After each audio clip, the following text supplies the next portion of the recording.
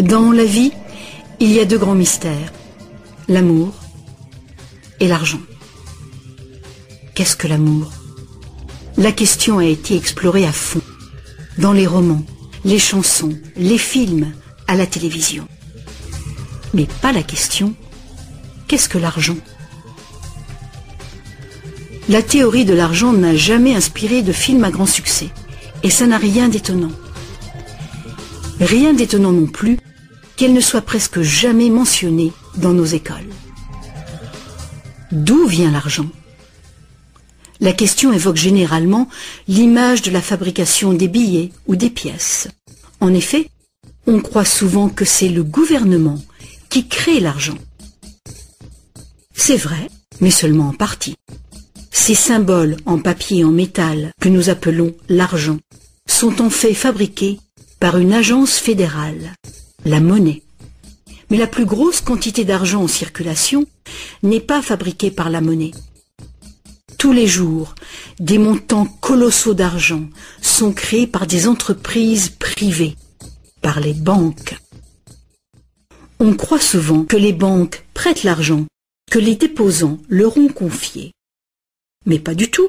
En fait, les banques créent l'argent qu'elles prêtent, pas à partir de leurs bénéfices, ni à partir de l'argent déposé, mais directement à partir des promesses de remboursement faites par les emprunteurs. La signature d'un emprunteur l'engage à payer le montant de son emprunt plus des intérêts. Sinon, il perd la maison, la voiture ou tout autre bien qu'il a acheté. C'est une très lourde obligation pour l'emprunteur. En contrepartie, que fait la banque? Elle crée le prêt par un tour de passe-passe. Elle l'inscrit au compte de l'emprunteur. Ça vous semble un peu exagéré? Impossible, direz-vous? Voyons un peu comment ce miracle bancaire se produit.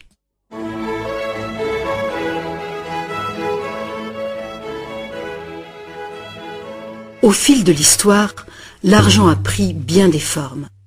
Il fallait simplement que l'argent soit portable et qu'un nombre suffisant de gens soient confiants de pouvoir l'échanger contre des choses de valeur bien réelles, comme de la nourriture, des vêtements ou une maison. L'argent a pris la forme de fèves de cacao, de coquillages, de pierres et même de plumes. L'or et l'argent étaient des métaux attrayants, faciles à travailler. Certaines cultures sont devenues expertes dans ce travail. En frappant des pièces de monnaie, unité standard dont le poids et la pureté étaient certifiés, les orfèvres ont facilité le commerce. Bien vite, pour protéger tout son or, l'orfèvre a eu besoin d'une chambre forte. Les villageois sont venus frapper à sa porte. Ils voulaient louer un peu de place dans cette chambre forte pour garder leur or et leurs objets de valeur bien en sécurité. L'orfèvre a fini par louer tout son espace dans sa chambre forte. La location lui a rapporté un petit bénéfice. Les années sont passées et notre orfèvre a constaté une chose fort importante. Les déposants venaient rarement chercher leurs pièces d'or et ils ne venaient jamais tous en même temps. Il faut dire que les reçus faits par l'orfèvre étaient utilisés sur le marché comme s'ils étaient véritablement l'or qu'ils représentaient. Cet argent papier était plus pratique que les lourdes pièces et les montants pouvaient tout simplement être écrits au lieu d'être comptés laborieusement. Entre-temps, l'orfèvre a commencé une autre affaire.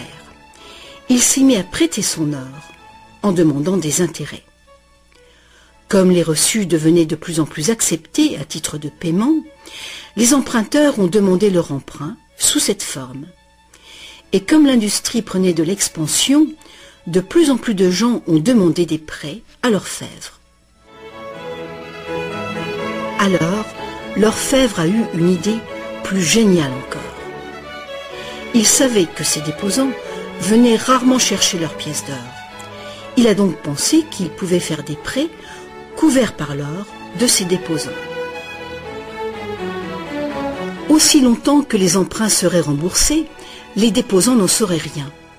Et l'orfèvre, maintenant plus banquier qu'artisan, feraient de gros bénéfices.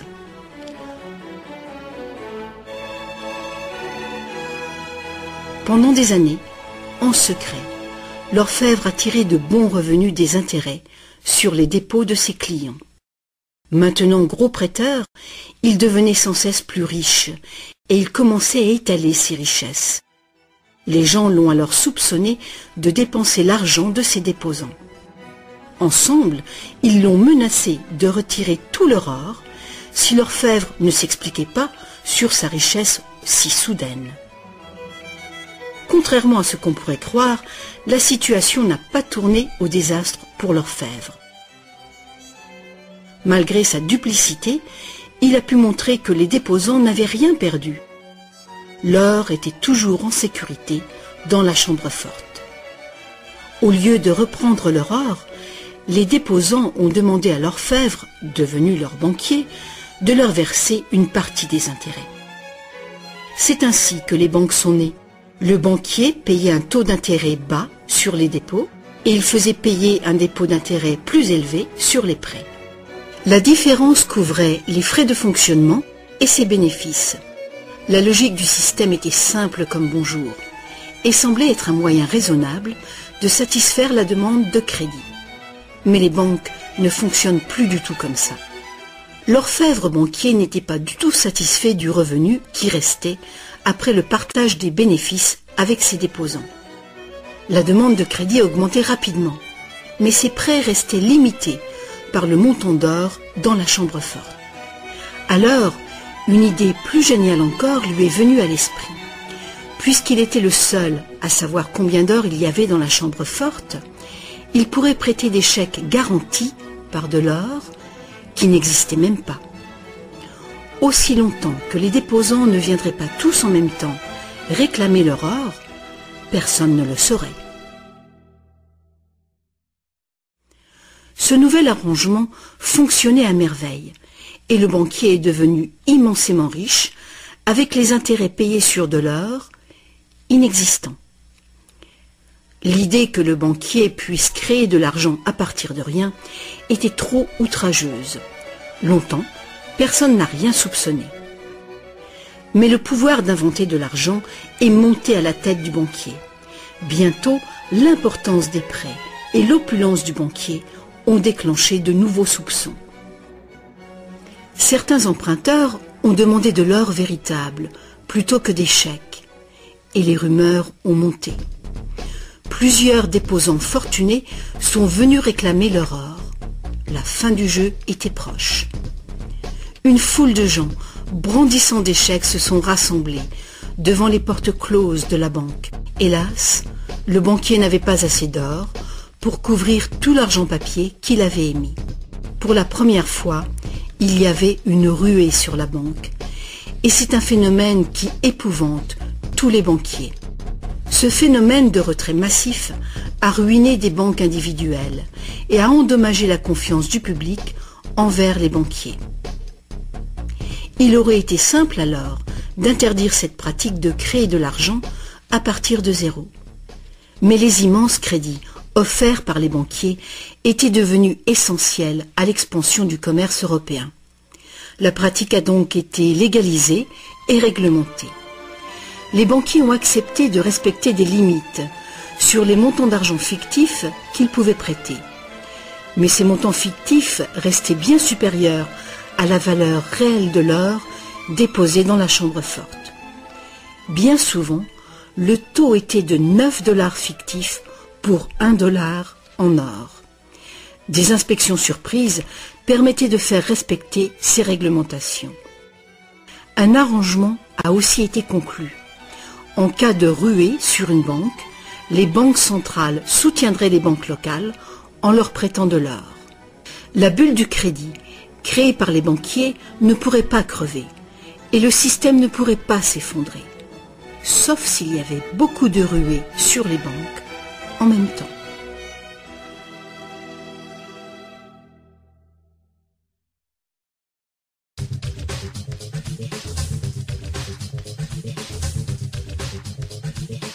Petit à petit, le système de réserve fractionnelle, soutenu par une banque centrale, est devenu le système monétaire dominant dans le monde. Et la fraction d'or qui garantissait l'argent créé par le processus de dette est progressivement arrivée à zéro. La nature même de l'argent a changé. Autrefois, un dollar en papier était en fait un reçu avec lequel on pouvait réclamer un poids fixe d'or ou d'argent. Actuellement, un dollar papier ou un dollar numérique peut uniquement être échangé pour un autre dollar papier ou un autre dollar numérique. Autrefois, le crédit créé par une banque privée existait sous forme de billets de banque privée. Les gens avaient le droit de refuser ces billets, tout comme ils peuvent refuser un chèque personnel aujourd'hui. À présent, le crédit créé par une banque privée est légalement convertible en devises fiduciaires émises par le gouvernement, comme les dollars, les livres sterling ou les euros. Les devises fiduciaires sont des devises créées par un décret gouvernemental. Des lois en font la monnaie que les citoyens doivent accepter pour paiement.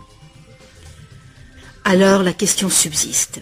Si les gouvernements et les banques peuvent tout simplement créer de l'argent, combien y a-t-il d'argent dans le monde ? Autrefois, le montant total d'argent était limité par les quantités physiques des éléments utilisés comme garantie.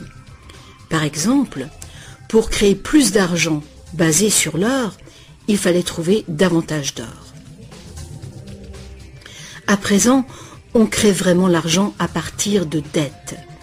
Chaque fois que quelqu'un fait un emprunt à une banque, de l'argent est créé.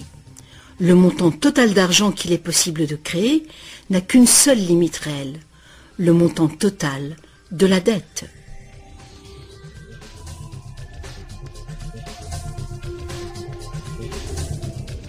Les gouvernements placent une limite légale sur la création d'argent fictif, en imposant des règles sur les obligations de réserve fractionnelles.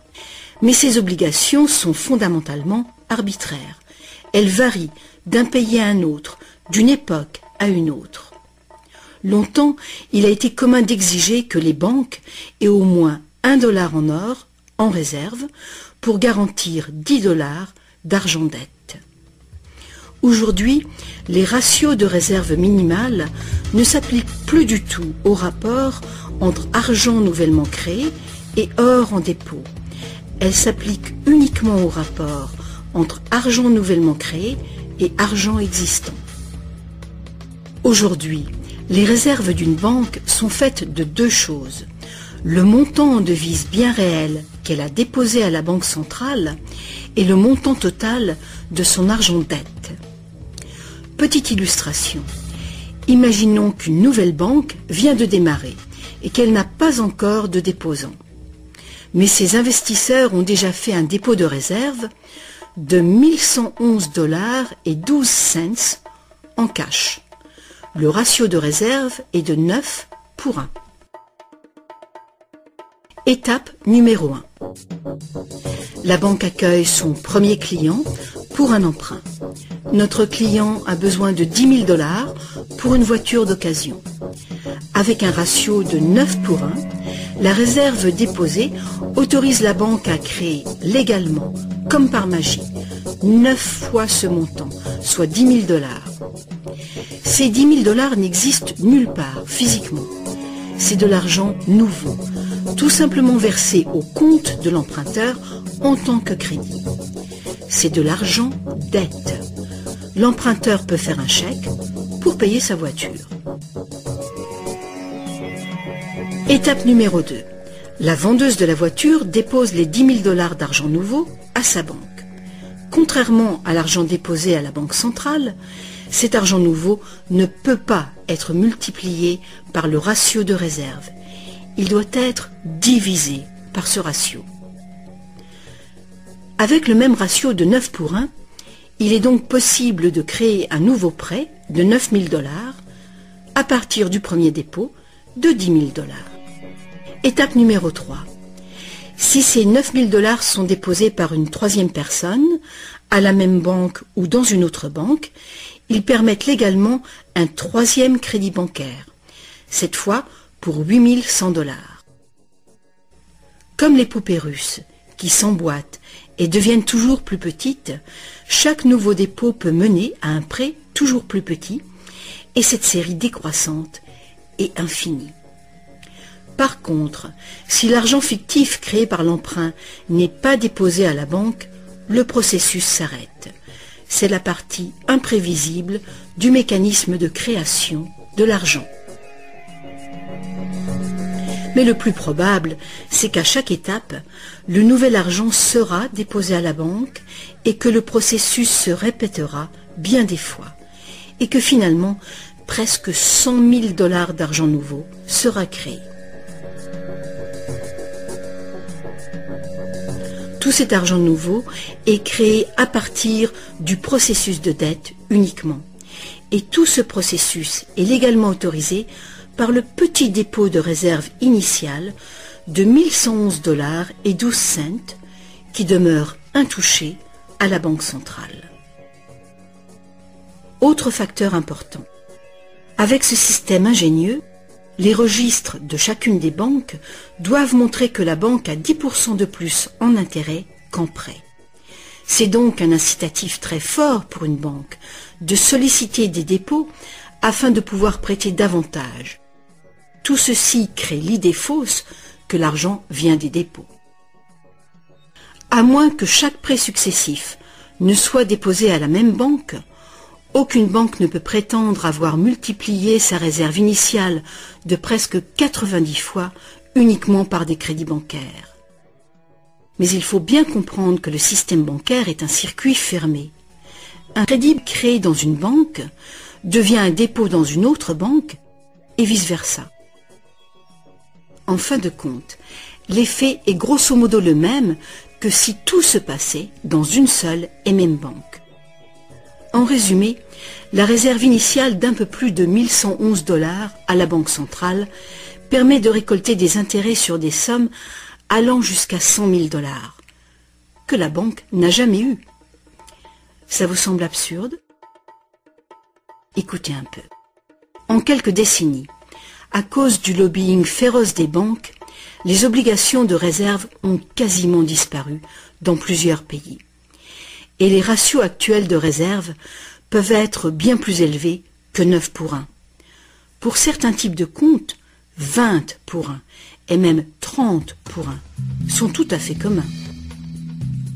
Plus récemment encore, les banques ont trouvé le moyen de complètement contourner les obligations de réserve en faisant payer des frais de dossier en plus du capital prêté. Alors, bien que les règles soient compliquées, la réalité est toute simple. Les banques peuvent créer autant d'argent qu'on est capable d'en emprunter.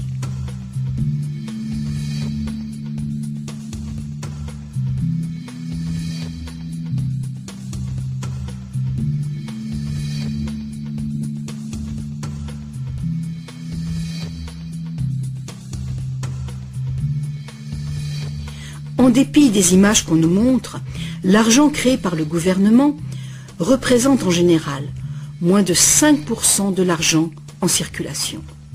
Aujourd'hui, plus de 95% de l'argent a été créé par quelqu'un qui a signé une reconnaissance de dette à une banque. Ces crédits bancaires apparaissent et disparaissent en quantité phénoménale tous les jours, au fur et à mesure que des prêts sont accordés ou remboursés.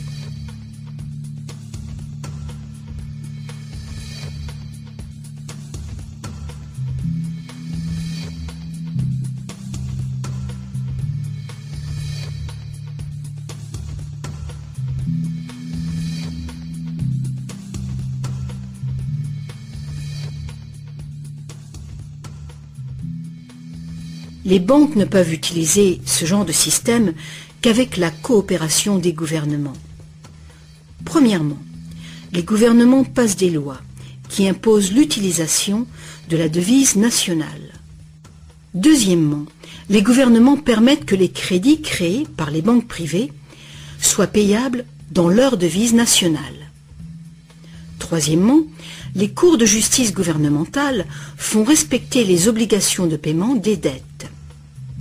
Et enfin, les gouvernements adoptent des règlements qui assurent le fonctionnement et la crédibilité du système monétaire sans rien faire pour informer le public de l'origine véritable de l'argent.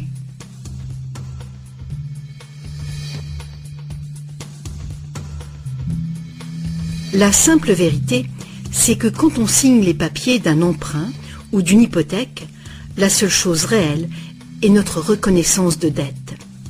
Cette reconnaissance de dette est garantie par nos actifs qui seront confisqués si on ne peut pas payer les remboursements. Pour toute personne qui croit que nous allons honorer notre promesse, cet accord de prêt ou d'hypothèque est maintenant un papier échangeable et vendable. Ce papier représente une forme d'argent. L'emprunteur obtient de l'argent grâce à son soi-disant prêt bancaire. Dans le monde réel, un prêt implique que le prêteur a quelque chose à prêter. Si vous avez besoin d'un marteau, ma promesse de vous prêter un marteau que je n'ai pas ne vous servira strictement à rien. Mais dans le monde artificiel de l'argent, la simple promesse faite par une banque de vous prêter de l'argent est considérée comme de l'argent véritable.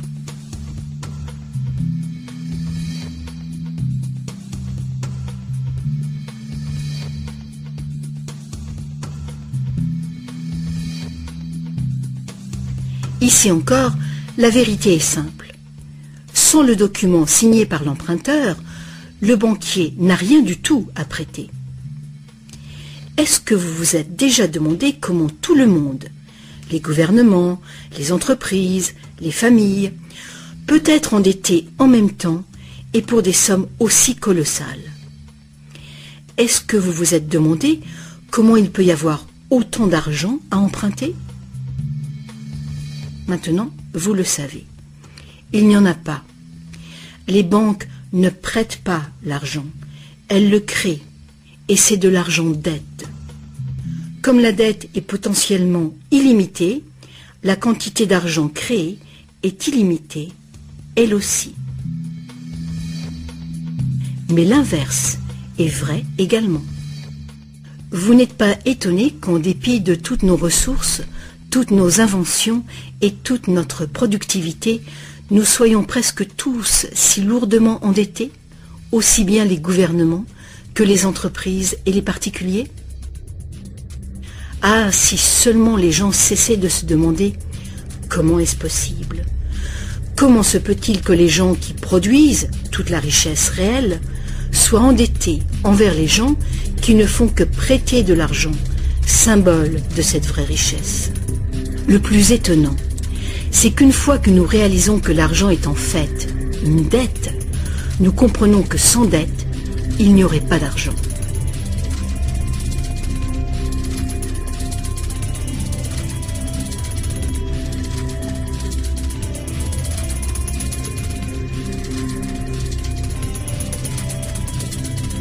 Si toute cette explication est nouvelle pour vous, rassurez-vous, vous n'êtes pas seul. Beaucoup de gens s'imaginent que si toutes les dettes étaient payées, la situation économique irait beaucoup mieux. C'est sûrement vrai au niveau individuel. Quand on a remboursé ses prêts, on a davantage d'argent à dépenser. Mais il est faux de croire que s'il n'y avait plus de dettes, il y aurait davantage d'argent à dépenser.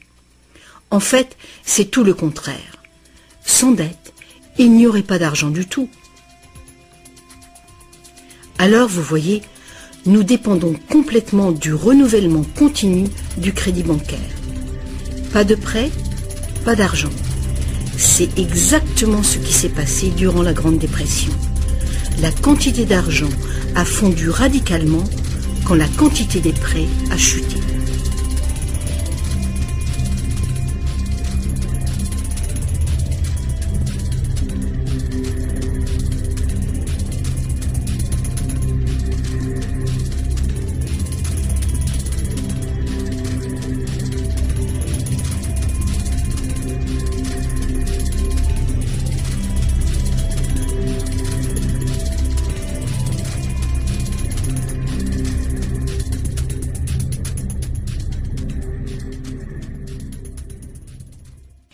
Il faut bien souligner que les banquiers créent uniquement le montant du principal. Ils ne créent pas l'argent qui sert à payer les intérêts. Alors, d'où vient cet argent? Le seul endroit où les emprunteurs peuvent obtenir de l'argent pour payer les intérêts est l'ensemble des fonds de l'économie générale. Mais presque tous ces fonds ont été créés de la même façon, à partir de crédits bancaires. Donc partout, il y a des emprunteurs qui se trouvent dans la même situation. Ils cherchent désespérément l'argent pour rembourser le principal et les intérêts dans une réserve globale d'argent qui ne contient que le principal. Il est tout à fait impossible pour tout le monde de payer le principal plus les intérêts, car l'argent des intérêts n'existe pas. Une formule mathématique simple le montre. Le grand problème, c'est que pour les emprunts à court terme, comme les hypothèques et les emprunts gouvernementaux, où les intérêts dépassent de loin le principal, les risques de saisie et donc les dangers pour l'économie sont très grands, à moins de créer beaucoup d'argent pour payer les intérêts. Pour que la société continue de fonctionner, le taux des saisies doit rester bas. De plus en plus de nouvelles dettes doivent être créées pour trouver l'argent qui servira à payer les dettes précédentes. Alors bien sûr, la dette totale augmente, et les intérêts aussi, ce qui cause une escalade exponentielle de l'endettement. Seul le temps qui sépare la création des nouveaux emprunts et leur remboursement empêche le manque d'argent global de mettre le système en faillite. Mais pendant que le monstre du crédit bancaire grossit, le besoin de créer toujours plus d'argent pour le nourrir devient toujours plus urgent. Pourquoi les taux d'intérêt sont-ils si bas? Pourquoi recevons-nous des cartes de crédit que nous n'avons jamais demandées? Pourquoi est-ce que le gouvernement dépense plus vite que jamais? Est-ce que ce ne serait pas pour éviter l'effondrement de tout le système monétaire? On peut donc se demander, est-ce que ça peut continuer infiniment? Est-ce qu'un effondrement n'est pas inévitable?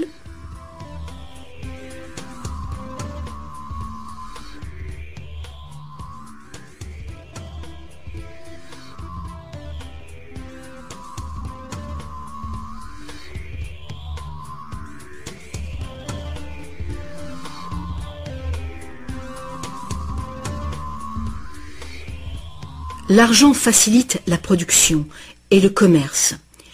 Quand la quantité d'argent augmente, l'argent perd progressivement de sa valeur. C'est l'inflation. À moins que le volume de production et de commerce dans le monde réel augmente proportionnellement pour compenser cette augmentation. Ajoutez à cela que quand on parle d'une croissance économique de 3% par an, par exemple, on pourrait croire que c'est un taux constant. Eh bien, pas du tout. Les 3% de cette année représentent plus de matériaux, plus de produits, plus de services que les 3% de l'année précédente, car il s'agit de 3% d'un nouveau total. Ce n'est donc pas une ligne plate, continue, mais une courbe exponentielle de plus en plus raide. Le véritable problème est qu'une croissance perpétuelle de l'économie réelle exige une escalade perpétuelle de la consommation des ressources et de l'énergie. De plus en plus de choses doivent passer de l'état de ressources naturelles à celui d'ordures, année après année, juste pour éviter l'effondrement du système. La situation est grave, très grave. Alors quoi faire? Pour commencer, un concept radicalement différent de l'argent s'impose.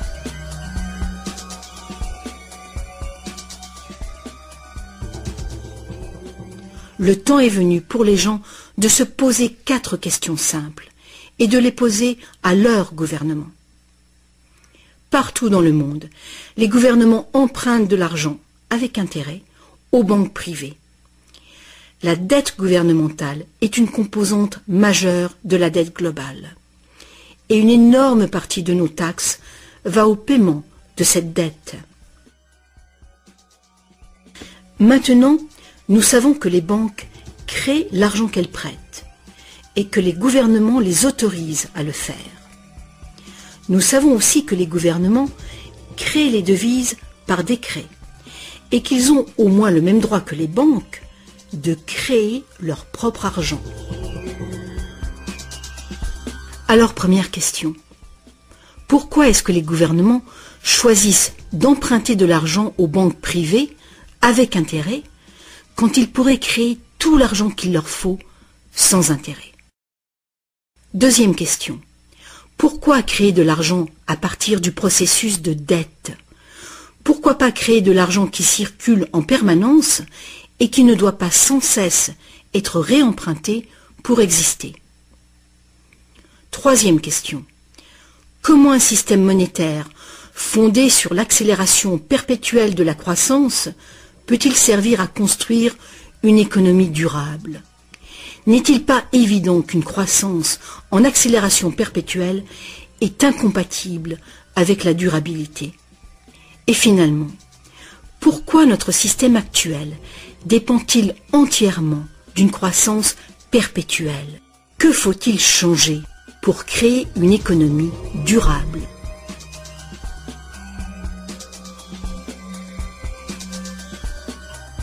À une certaine époque, faire payer un intérêt quelconque sur un emprunt était qualifié d'usure et était passible de sanctions très sévères, allant jusqu'à la peine de mort. Chaque grande religion interdisait l'usure. La plupart des arguments avancés contre l'usure étaient d'ordre moral. La seule finalité légitime de l'argent était de faciliter les échanges de biens et de services réels. Toute tentative de gagner de l'argent avec de l'argent était considérée comme un mal, ou même comme un vol. Mais comme les besoins de crédits commerciaux augmentaient, les arguments moraux ont fini par céder. On en est venu à dire que prêter de l'argent constituait un risque pour le prêteur, et qu'il était donc justifié de faire des profits sur un prêt. Aujourd'hui, ces notions semblent dépassées. Faire de l'argent avec de l'argent est considéré comme un idéal à poursuivre. Pourquoi travailler si on peut faire travailler son argent pour soi? Ceci dit, quand on parle d'avenir durable, il est clair que faire payer des intérêts constitue un problème d'ordre moral et d'ordre pratique. Imaginons une société capable de durer des siècles parce qu'au lieu de piller ses ressources, elle consomme uniquement ce qu'il lui faut dans l'immédiat. On ne coupe pas plus d'arbres qu'il n'en pousse. Toute l'énergie est renouvelable, solaire, gravitationnelle ou géothermique, magnétique ou autre. Cette société vit dans les limites de ses ressources non renouvelables, en réutilisant et en recyclant tout. Et la population n'augmente pas en nombre.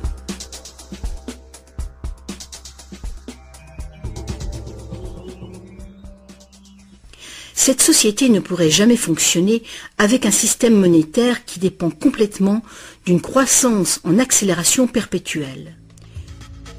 Une économie stable aurait besoin d'une quantité d'argent qui puisse rester stable. Imaginons que cette quantité totale d'argent stable est représentée par ce grand cercle.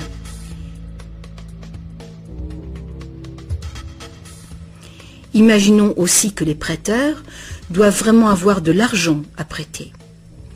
Si des prêteurs, à l'intérieur de ce cercle, commencent à prêter de l'argent avec intérêt, leur part d'argent va s'agrandir.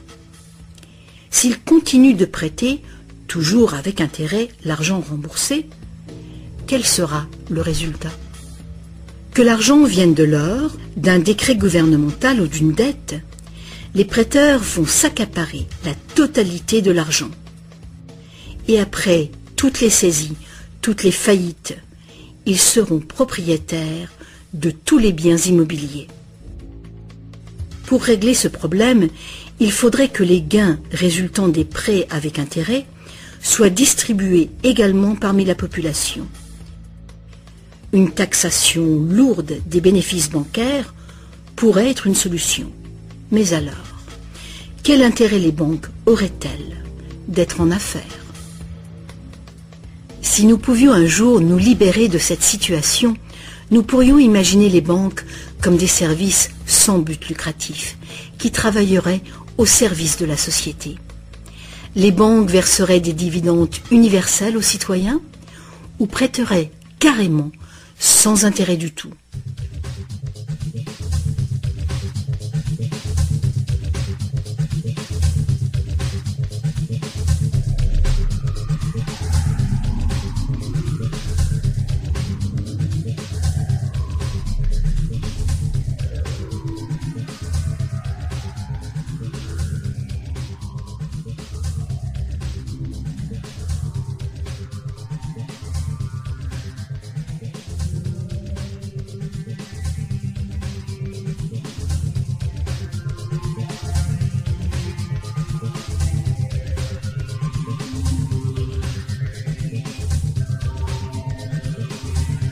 Si tous ces problèmes viennent de la nature fondamentale du système, inutile d'essayer de bricoler le système. Il faut le remplacer. Beaucoup de critiques réclament un retour à l'étalon or, disant qu'il a fait ses preuves de fiabilité. Ils ignorent les arnaques qui peuvent être commises avec l'or. Limer les pièces, altérer le métal, le déprécier, accaparer le marché. Bref, toutes les pratiques déjà utilisées du temps de l'ancienne Rome qui ont contribué à sa chute. Certains préconisent un étalon argent, car ce métal est plus abondant que l'or, ce qui rend plus difficile le monopole du marché. Mais beaucoup de gens questionnent la pertinence de revenir aux métaux précieux. L'idée de porter de gros sacs pleins de pièces n'enchante personne. L'argent papier, l'argent numérique, le plastique, ou plus probablement l'argent biométrique, seront les moyens d'échange.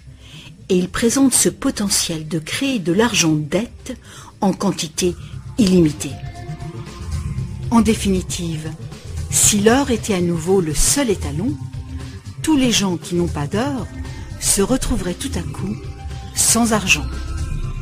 D'autres partisans des réformes monétaires ont conclu que l'avarice et la malhonnêteté sont les principaux problèmes et qu'il y a sans doute de meilleurs moyens de créer un système monétaire équitable et honnête sans passer par l'argent ou l'or. Des esprits inventifs ont proposé une variété d'options. Beaucoup de systèmes de troc privés créent de l'argent dette, mais ils le font ouvertement, sans intérêt. Un exemple est le système de troc où la dette est exprimée en promesse d'heures de travail. Tout travail est évalué de manière égale, en dollars, qui ont une équivalence en biens réels.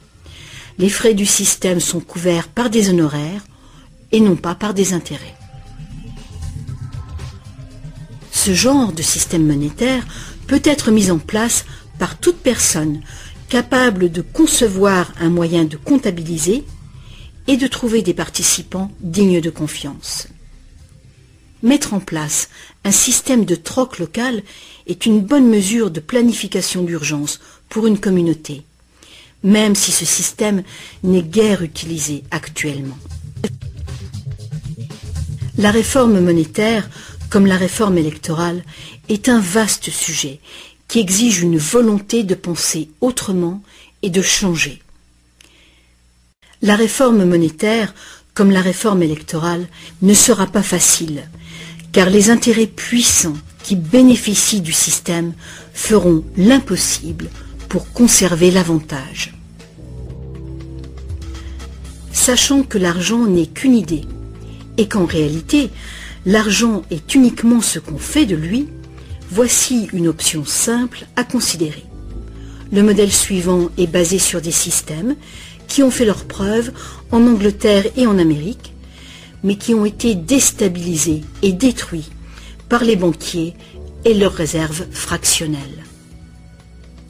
Pour créer une économie basée sur de l'argent permanent et libre d'intérêt, il suffirait que le gouvernement crée de l'argent et le dépense dans l'économie, de préférence dans des infrastructures durables comme les routes, les chemins de fer, les ponts, les ports et les marchés publics.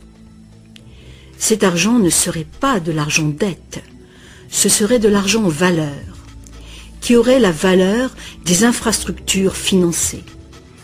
Si ce nouvel argent facilitait une croissance proportionnelle du commerce, il ne causerait pas d'inflation du tout. Mais si les dépenses gouvernementales causaient l'inflation, deux interventions seraient possibles. L'inflation équivaut en fait à une taxe forfaitaire sur l'argent. Que l'argent perde 20% de sa valeur ou que le gouvernement nous taxe de 20%, l'effet sur notre pouvoir d'achat est exactement le même. Vu de cette manière, l'inflation pourrait remplacer la taxation, à condition de rester limitée et d'être utilisée à bon escient. Le gouvernement pourrait aussi choisir de lutter contre l'inflation en percevant des taxes qu'il retirerait ensuite de la circulation, réduisant ainsi la quantité d'argent pour restaurer sa valeur. Pour contrôler la déflation, c'est-à-dire la chute des salaires et des prix, il suffirait que le gouvernement dépense plus et mette plus d'argent en circulation. Sans la concurrence des dettes privées, les gouvernements auraient le contrôle des réserves d'argent de la nation.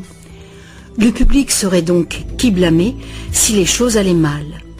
Les gouvernements prendraient le pouvoir ou perdraient le pouvoir en fonction de leur capacité à maintenir la valeur de l'argent. Les gouvernements fonctionneraient surtout grâce aux taxes, comme maintenant, mais ces taxes auraient beaucoup plus de pouvoir financier, puisqu'il n'y aurait plus d'intérêt à payer. Il n'y aurait plus de dette nationale si le gouvernement crée uniquement l'argent dont il a besoin. Notre servitude collective et perpétuelle envers les banques, à cause de la dette gouvernementale, prendrait fin.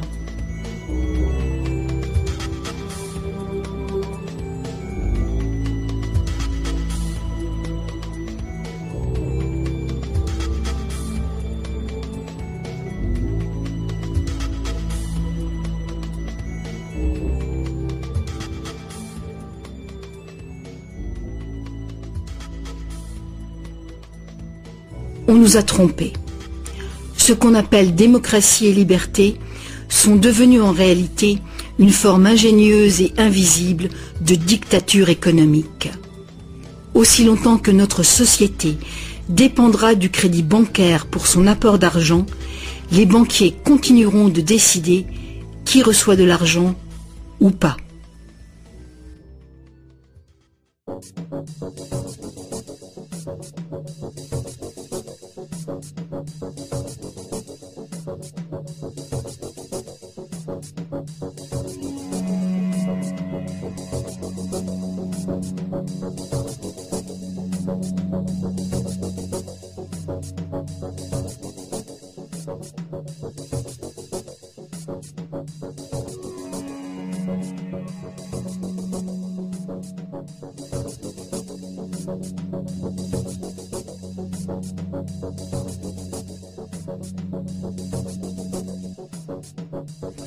Peu de gens savent aujourd'hui que l'histoire des États-Unis, depuis la Révolution de 1776, a été en grande partie une lutte épique pour se libérer du contrôle des banques mondiales dominées par les Rothschild.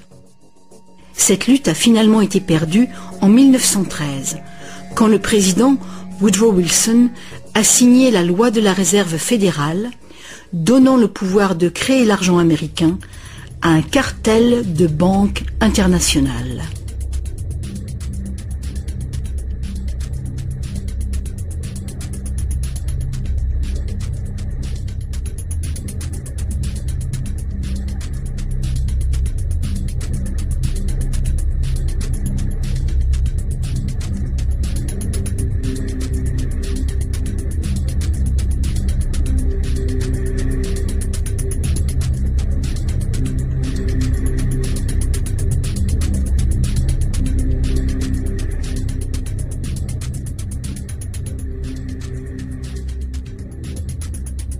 Le pouvoir de ce système est profondément ancré et le silence des médias et du monde de l'éducation à ce sujet est profond, lui aussi.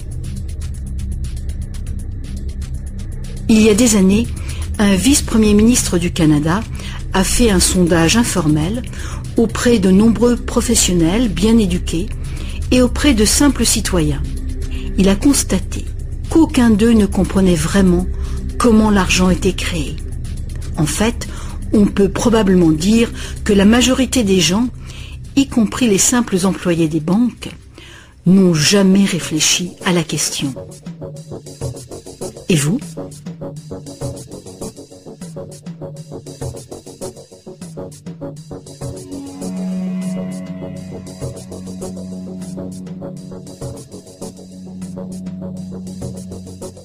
Le système moderne de l'argent-dette est né il y a un peu plus de 300 ans, quand la première banque d'Angleterre a été créée par une charte royale, lui autorisant des prêts fractionnels de dépôt d'or au ratio de 2 pour 1.